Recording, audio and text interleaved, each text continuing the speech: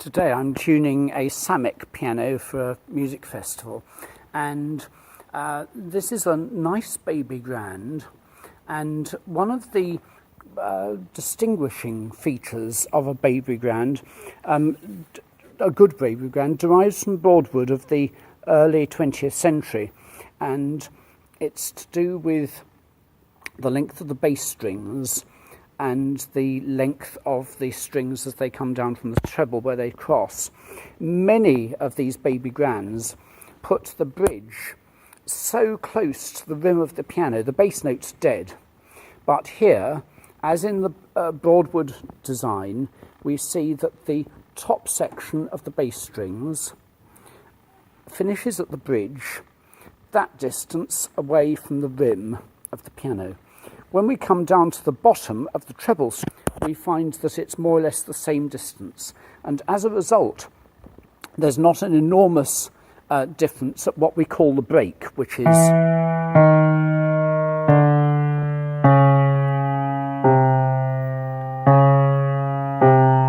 So there's not an enormous difference in tone. And this is one of the measures of quality of a good piano.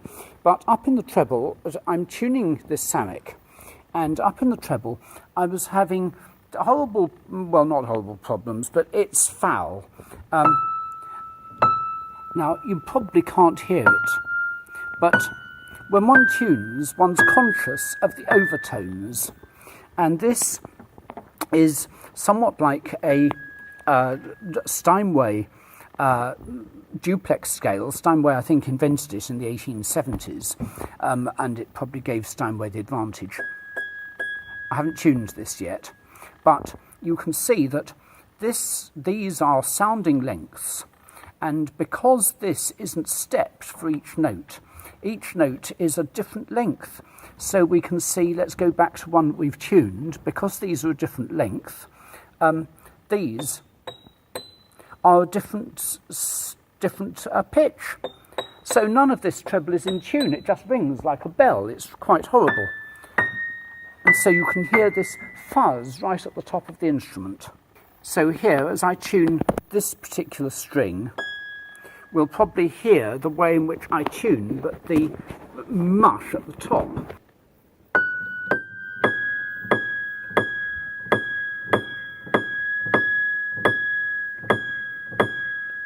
So, however I make that sharp or flat, there's still that ringing at the top. And so I might actually damp all of these lengths. The technician here had a piece of white material, and I've simply cut that into strips and cut it in. And now the top is much less tinkly. And I've just forced it in between the strings, and so a lot of the ringing is now removed. It's much more musical.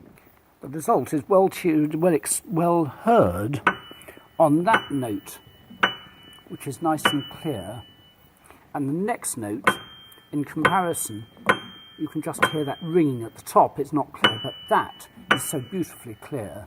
So we want the notes to be clear.